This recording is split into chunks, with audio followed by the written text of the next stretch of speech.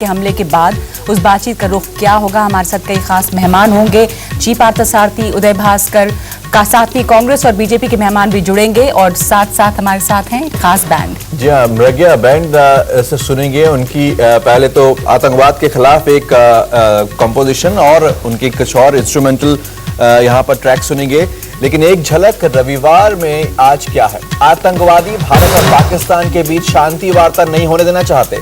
विदेश मंत्री एसएम कृष्णा ने किया बातचीत का समर्थन। पुणे धमाके पर गृह मंत्री खुद जाकर दी प्रधानमंत्री को पूरी जानकारी। राज्य सरकारों को बेहतर तालमेल की नसीहत। और सीमा पार चल रहे हैं आतंकवादियों के ट्रेनिंग कैंप। 900 आतंकी अब भी हैं घुसने की फिराक में।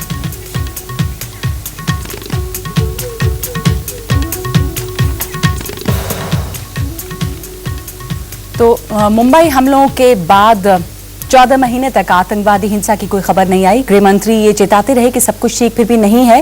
पुणे के विस्फोट के बाद इस बयान के मायने साफ हैं। मुंबई से पुणे तक कुछ भी नहीं बदल तो गया। क्या पाकिस्तान से बातचीत करने का फैसला सही है?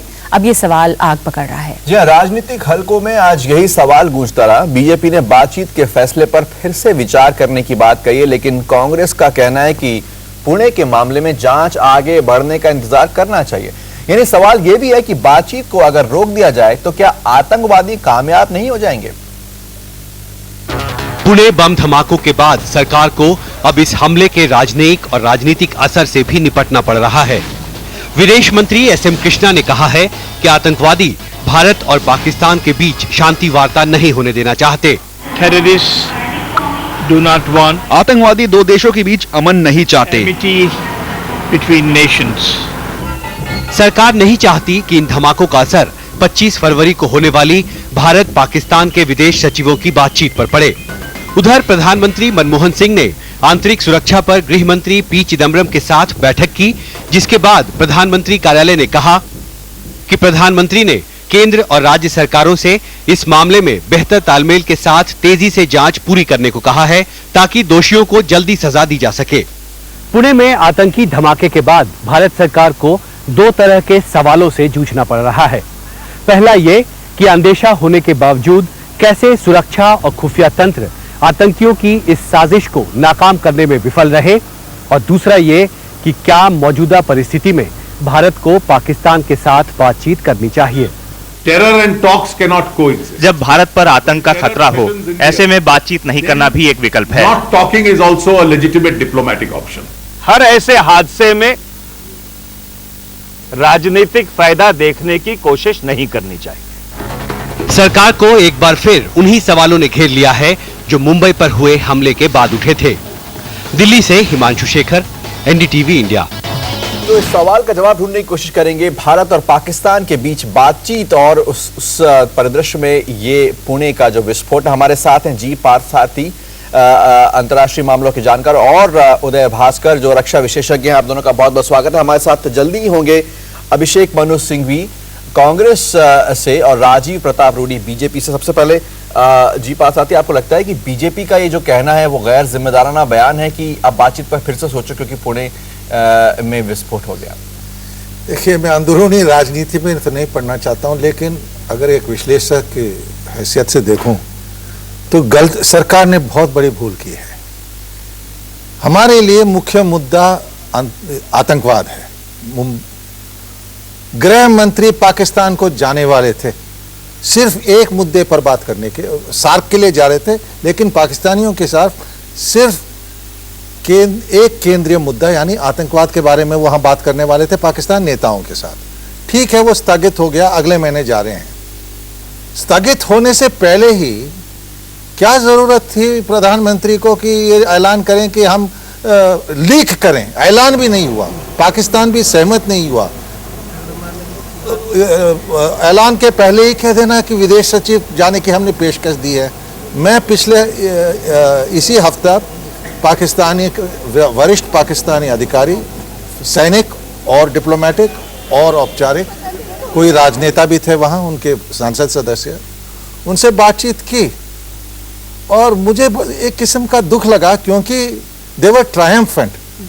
कह रहे थे कि भाई बड़ी बातचीत की आपने आतंकवाद के बारे में, लेकिन आपको सर झुका के हमारे साथ लिए बातचीत के लिए उनके विदेश मजबूर मंत्री आने भी का। मजाक उड़ाते हुए दिखाई दिए कि एक पब्लिक मीटिंग में कि वो अब हमारे सामने आ रहे हैं जो हमको अलग करने की कोशिश करते हैं। तो मनोहर भास्कर, आपको नहीं, लगता है कि मजाक ये उड़ा रहे हैं। हम मजाक का विषय बन गए हैं, जहां हम शांति की बात कर रहे हैं, महानता की बात कर रहे हैं, हम दिल पर हाथ रखकर आगे बढ़ने की बात कर रहे हैं बातचीत के लिए, उसका मजाक उड़ाया जा रहा है। साहब ये बात सही है कि मुल्तान में जो कुरैशी साहब ने जो भाषण दिया है उसमें उन्होंने भारत के बारे में जिस प्रकार का शब्दकोश का प्रयोग किया था और जो भी उन्होंने कहा, लग रहा था कि उनके दृष्टिकोण में ये एक प्रकार का T20 क्रिकेट मैच जैसे बना दिया और उन्होंने इसको जीत की तरफ व्याख्या करने की कोशिश की।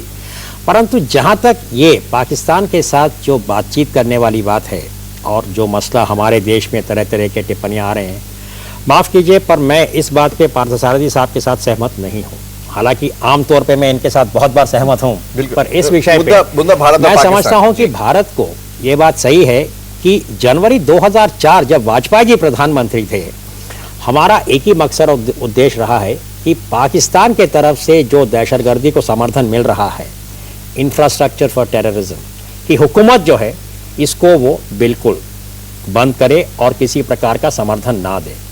2004 जनवरी से लेके अभी फरवरी में जब पूना का हादसा हुआ है, इसमें कोई शक नहीं है कि भारत के लिए ये चुनौती अभी वहीं पे है और इसको हल करने के लिए ये मेरा व्यक्तिगत राय है कि पाकिस्तान के साथ हमें एक संबंध रखना जरूरी है। लेकिन मैं ये कहना चाहता हूं, सबसे वरिष्ठ मंत्री हमारे जो आतंकवाद के बारे में बात करने के लिए मैं समझता हूं काबिल हैं, वो हैं गृह मंत्री जी। वो जाने वाले थे, सिर्फ आतंकवाद पर बात होने वाला था, तो ये क्या जल्दबाजी की विदेश सचिव के स्तर पर बातचीत और हमने उनको एक मौका ये दे दिया है कि वो आके उल्टा उठाएंगे बलूचिस्तान का सवाल, उल्टा उठाएंगे कश्मीर का सवाल और आतंकवाद पर कोई ध्यान केंद्रित नहीं होगा। जबकि अगर गृह मंत्री सबसे पहले जाते और बातचीत की प्रक्रिया शुरू करते, मैं नहीं कहता हूं कि बातचीत नहीं होना चाहिए, लेकिन जिस तरह से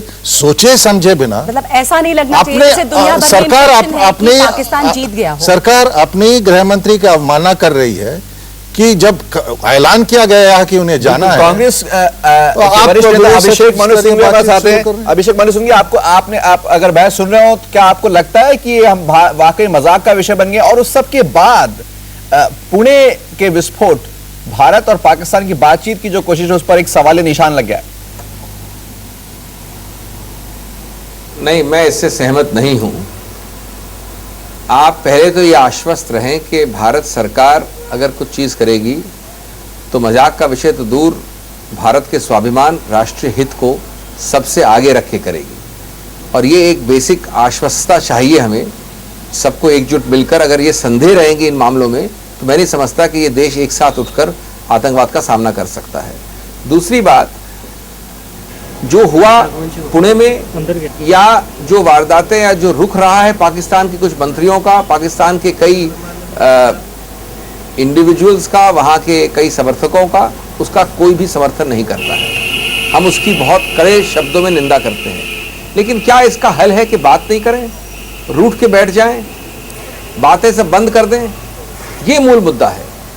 आज 2 दिन हुए हैं पुणे को, इसके ऊपर एक मिनट मेरी बात खत्म करने दें। एक मिनट अभी 2 दिन हुए पुणे में, अभी तक हमने अवलोकन नहीं किया है कि किस प्रकार से एविडेंस क्या है ये टेररिस्ट इंसिडेंट में, कहां तक हम किसका हाथ क्या कह सकते हैं। ये आप आश्वस्त रहें कि अगर थोड़ा भी इसमें मिला एविडेंस तो हम पूरी तरह से पाकिस्तान को इस मुद्दे में घेरेंगे। लेकिन साथ साथ बात हम विदाउट प्रेजुडिस कर रहे हैं। हम ये नहीं कह रहे हैं कि बातचीत करके हम किसी को कंडोन कर रहे हैं, और जब बात करेंगे तो साथ साथ पाकिस्तान को ये मालूम है कि थोड़ी भी अगर इस बाउंड्री की उल्लंघना हुई तो मैं समझता हूँ वो जानते हैं कि बात आगे नहीं चल सकती। लेकिन शुरुआत से क्या आपको ये लगता है कि कहीं पाकिस्तान को ये डर है कि सिंघवी साहब, मैं ये नहीं कह रहा हूँ कि बातचीत ना हो, मैं कह रहा हूँ कि अंतर्राष्ट्रीय स्तर पर देश के गृह मंत्री का इज्जत किया जा रहा है कि जिस तरह वो सामना कर रहे हैं आतंकवाद का। वो जाने वाले थे, उनके जाने से पहले आप लीक करते हैं प्रेस के कि विदेश सचिव जा रहे हैं मिलेंगे, पाकिस्तान हम पर हंसता है। मैं अभी आकर मिलकर आया हूं पाकिस्तानी विशेषज्ञों से, जो कहते हैं कि भाई आपको हम अच्छी तरह जानते थे, 1 साल के अंदर आप हमारे राह पर आ जाएंगे जी। लेकिन अगर जो पूर्व नियोजन था कि सबसे पहल गृह मंत्री जो जा रहे थे और अब भी जा रहे हैं, वो सिर्फ आतंकवाद पर केंद्रित एक वार्ता शुरू करें, तो वो हमारे हित में है। अब तो मजाक बना दिए, ये तो हमारे मजाक उड़ा रहे हैं। जी, हमारे साथ राजीव प्रताप रूडी भी हैं, बीजेपी के।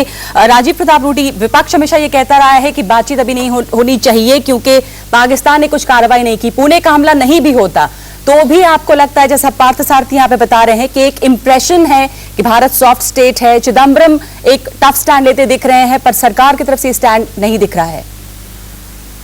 देखिए, जो पार्थ सारथी जी कह रहे हैं वो सिर्फ वो नहीं कह रहे हैं। मुझे लगता है कि इस देश के तमाम वैसे लोग जो आतंकवाद से लड़ने की बात करते हैं और आतंकवाद की अंतिम निदान की बात करते हैं, वो सभी की ऐसी सोच है कि पाकिस्तान से आखिर किस बात की बातचीत हो। अगर हमेशा की तरह पाकिस्तान अगर भारत में इसी प्रकार से आतंकवादी गतिविधियों में, और जब हम लोगों ने कहा, पूरे देश ने एक मन होकर कहा कि 26/11 पर जब तक पाकिस्तान अपनी कार्रवाई नहीं करता है तब तक हम बात नहीं करेंगे। आखिर सरकार ने भी कहा, ऐसा नहीं है कि सरकार ने ये नहीं कहा, सरकार ने बार बार ये कहा कि हम कदम उठा रहे हैं, पाकिस्तान पर हम दबाव डाल रहे हैं। अचानक उनमें 2 विषय आ गए, एक कि पाकिस्तान से बातचीत हो और दूसरा कि वहां के जो पीओके में बसे हुए नौजवान हैं उनको वापस भारत में बुलाया जाए जो आतंकवादी गतिविधियों से जुड़े रहे हैं। आखिर ये क्या परिस्थितियां आई कि भारत सरकार ने एकदम यू टर्न लिया, और जैसे ही ये यू टर्न हुआ, अभी एक और विस्फोट हुआ जिसमें इतने लोग मारे गए और जिसमें खास करके विदेशी लोगों को भी टारगेट किया जाए ताकि ये अंतर्राष्ट्रीय समाचार बन सके। कहीं ना कहीं हमारी नीति ऐसी है कि आज जो हम संवाद पहुंचाना चाहते हैं पाकिस्तान को, पाकिस्तान बिल्कुल निश्चिंत है। उसे लगता है कि भारत तो ऐसे ही है, तो क्या कब तक हम लोग फुटबॉल बने रहेंगे? मुंबई से पुणे में क्या बदल गया? अभिषेक मनु सिंघवी, हम क्या फुटबॉल नहीं बन रहे हैं, कह रहे हैं राजीव प्रताप रूडी। क्या बदल गया मुंबई से पुणे तक में? ये सब जो है उत्तेजना भरे अच्छे शब्द हैं जिनसे कि जिन लोगों को कोई जवाबदेही नहीं है, जिन लोगों की जिम्मेवारी नहीं है, वो आसान होता है उनका बोलना। जहाँ तक बीजेपी का सवाल है, मैं तो बिल्कुल इनसे असहमति नहीं हूँ। मैं समझता हूँ कि आपको याद रखना चाहिए कि हमेशा जब मौका आया है, बीजेपी ने बहुत पेटी राजनीति विभाजन वाली खेली है आतंकवाद पे। चुनाव के 2 दिन पहले इश्तिहार निकाले हैं आतंकवाद के ऊपर, सिर्फ सस्ते राजनीतिक गेन के लिए। तो बीजेपी को तो आप छोड़ दीजिए, वो हमेशा राष्ट्रवाद की जामा पहनाकर इस प्रकार की चीजें करती हैं। विशेषज्ञ वो भी कंसर्न जता रहे हैं। जहां तक पार्थ सारथी जी ने कहा, मैं ये बात समझ सकता हूं कि हाँ, बात शुरू हो तो सिर्फ आतंकवाद पे हो, लेकिन इसका जवाब यह है कि ऐसी बात नहीं है कि जब विदेश सचिव जा रहे हैं तो मुख्य बिंदु भारत की तरफ से आतंकवाद नहीं होगा। भारत की तरफ से जो मुख्य बिंदु अभिषेक मनु सिंघवी, बीजेपी रिटोरिक का इस्तेमाल कर रही है, उत्तेजना भरे शब्दों का इस्तेमाल है। आपको लगता है ये एक रक्षा विशेषज्ञ के तौर पर ये उत्तेजना भरे शब्द है? साहब, मैं केवल एक विश्लेषक हूँ, सिक्योरिटी एनालिस्ट हूँ। उस दृष्टिकोण से मैं शायद दर्शकों को भी याद दिला दूं कि हमारे देश में जब दिसंबर 2001 संसद के ऊपर हमला हुआ था, देश में लोग नाराज थे, बहुत गुस्से में थे, और हमने पूरा पराक्रम का एक ऑपरेशन भी किया था। उस वक्त भी सरकार जो थी, उन्होंने अपनी जो नीति का समीक्षा करते हुए 2002-03 के बाद हमने मुशर्रफ साहब के साथ बातचीत किया था और 2004 में ये हस्ताक्षर हुआ था।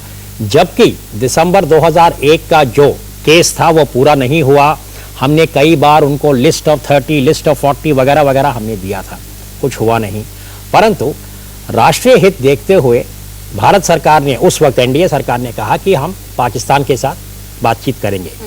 अभी भी मेरा व्यक्तिगत राय यह है, मैंने इसको पूरा नहीं किया है, कि बातचीत करना जरूरी है, पर जिस प्रकार से हमने इसको घोषित किया था और जो टैक्टिक्स हमने अपनाया है उसमें जरूर कमी है। क्योंकि इस वक्त हमारे देश में, और जो पहले पार्थ सारथी साहब भी कह रहे थे, हम भी पाकिस्तान के लोगों से पिछले हफ्ते जब मिले थे, उन्होंने सब जो कि भारत पाकिस्तान के संबंधों को बेहतर करना चाहते हैं, जिनको आमतौर पे लोग मजाक में कहते हैं कि ये मोमबत्ती वाले हैं, ये पाकिस्तान के सिविल सोसाइटी ने कहा है कि इस वक्त हमारे देश में, हमारे फौज में, खास लंदन के मीटिंग के बाद जब भारत एक प्रकार से अकेला हो गया था, उन्होंने ये कहा कि फौज के अंदर, पाकिस्तान फौज के अंदर ये ट्रायम्फलिज्म का एक भावना जरूर है।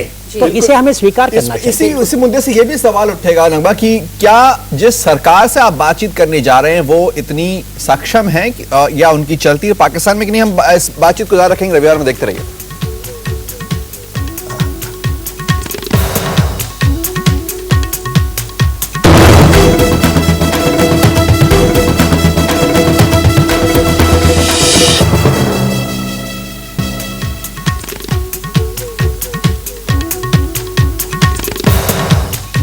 आप देख रहे हैं रविवार, और ब्रेक के पहले चर्चा हो रही थी हिंदुस्तान पाकिस्तान के बीच जो बातचीत होनी है, बातचीत तो सही है, पर जो तरीका बातचीत का अपनाया जा रहा है, क्या उससे एक जज्बा है पाकिस्तानी फौज में विजय का, और भारत जो है इंटरनेशनली दिख रहा है कि उसकी हार हो गई, ऐसा लोग कह रहे हैं।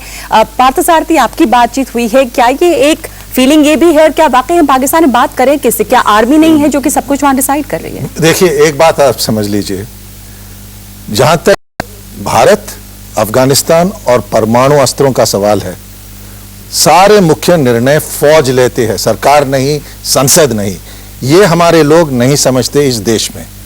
दूसरी बात यह है कि फरवरी 2 तारीख को अमेरिका के जो गुप्तचर सेवाओं के अध्यक्ष हैं डेनिस ब्लेयर, उन्होंने उनके संसद को बताया कि अब भी पाकिस्तान कट्टरपंथी गुटों को अपना साधन समझ के, स्ट्रेटेजिक आर्सेनल समझ के भारत के खिलाफ उपयोग करता है। जी। तो एक तो उन्होंने सोचा कि ये तो चलता ही रहेगा, अमेरिकन भी उन्होंने भी स्वीकार कर लिया कि इसको इस्तेमाल करते हैं। दूसरी बात, अफगानिस्तान में उनका अब लग गया है कि वो तालिबान को वापस लाएंगे, और पूरी जो नीति है उसे फौज चलाती है। आप जाकर प्रधानमंत्री से बात करें, कुछ निकलना नहीं है। अभिषेक मनु सिंह, आप को क्या कहना है? जी पार्थसारथी ने कहा कि फौज सब कुछ चलाती है, प्रधानमंत्री से बातचीत करके क्या करेंगे? मैं अगर इस प्रश्न का उत्तर एक प्रश्न पूछ के दूं, जी, ये मान लिया जाए कि फौज चलाती है उस देश को, तो क्या भारत सीधा औपचारिक बात गृह मंत्रालय या विदेश सचिव या किसी और स्तर पे फौज से जाके करे? मैं जरूर कहता हूँ बातचीत कीजिए। नीतियों में एक मिनट आपने सवाल पूछा ना, जवाब दे रहे हैं। नीतियों में नहीं, एक मिनट, मैं मेरा उत्तर समझ लें पूरा। विदेश नीति में एक आधारित तरीका होता है, प्रक्रिया होती है। अगर दूसरे देश में बहुत सारी खामियां हैं, कमियां हैं, तो उनको हम नहीं अपना सकते। हम उनकी तरफ जागरूक जरूर रहते हैं। हम भी ये नहीं समझिए कि हम देश में समझते नहीं, इस देश में कि पाकिस्तान में आर्मी एक बहुत अहम रोल प्ले करती है, और उनका गणतांत्रिक ढांचा जो है लोकतांत्रिक, वो हमारे से बिल्कुल भिन्न है ही नहीं वो लोकतांत्रिक ढांचा। लेकिन इसका तो नहीं कि हम उनसे सीधा बात, उनको बाईपास कर सकते हैं उनके राष्ट्रपति या प्रधानमंत्री को। अगर हम पाकिस्तान से बात नहीं करते हैं और रूट के बैठ जाते हैं, तो ये बताइए क्या हल निकलता है? मैं बिल्कुल ये नहीं कह रहा हूं कि बिल्कुल बातचीत ना करें और या फौज से बात करें। मेरा कहना यह है, उपयुक्त बातचीत करिए, उपयुक्त समय पर, ज्यादा पॉइंटेड होनी चाहिए, और ज्यादा पॉइंटेड होनी चाहिए थी। मौका था जी, क्योंकि गृह मंत्री जा रहे थे, और डेनिस ब्लेयर जब कहते हैं कि वो अब भी इस्तेमाल कर रहे हैं, और उसके बावजूद अगले दिन आप प्रेस को लीक करते हैं कि विदेश सचिव मिलने वाले हैं पाकिस्तान के सहमति के बिना, तो ये हमारी तरफ से एक कमजोरी के प्रतीक नहीं है। तो और क्या है, पाकिस्तान तो वही समझता है। राजीव प्रताप रूडी, आपका क्या कहना है कि बातचीत होनी चाहिए पर तरीका अलग होना चाहिए, ज्यादा पॉइंटेड और ज्यादा अग्रेशन दिखना चाहिए बातचीत में, कैसे सहमत हैं आप? कई बार डिप्लोमेसी में बातचीत ना करना भी डिप्लोमेसी है, और भारतीय जनता पार्टी ने इस विषय को कहा। आप कई फ्रंट पर फेल कर रहे हैं आज, कांग्रेस की सरकार, यूपीए की सरकार, कई फ्रंट। एक तो इंटेलिजेंस फेलियर जो आप देख रहे हैं लगातार, जिस प्रकार की घटनाएं हो रही हैं। दूसरा कि आप जब पाकिस्तान के साथ आपने तय किया, और 26/11 से और क्या भयावह घटना हो सकती थी, और उस घटना के बाद भी जब आपने तय किया कि हम बात नहीं करेंगे जब तक इस पर ठोस कार्रवाई नहीं, तो डाइल्यूशन का कारण क्या? आप बीच में डाइल्यूट क्या कर रहे हैं? आप बातचीत क्या करना चाहते हैं जिसके कारण आप अपनी पोजीशन बनाना चाहते हैं? और कितने विस्फोट हमें इस देश को देखना होगा, इससे पहले हम ये तय करें कि आखिर इस देश में क्या होना है। पर बातचीत की प्रक्रिया जैसे चल रही है उसको हम उस तरीके से डाइल्यूट कर रहे हैं, आपको नहीं साहब, मुझे लगता है कि परिपक्वता इसमें है कि भारत के तरफ से हम एक तो समझ लें कि पाकिस्तान की इस वक्त अंदरूनी स्थिति जो है रोज वो और उसमें उथल बढ़ रहा है।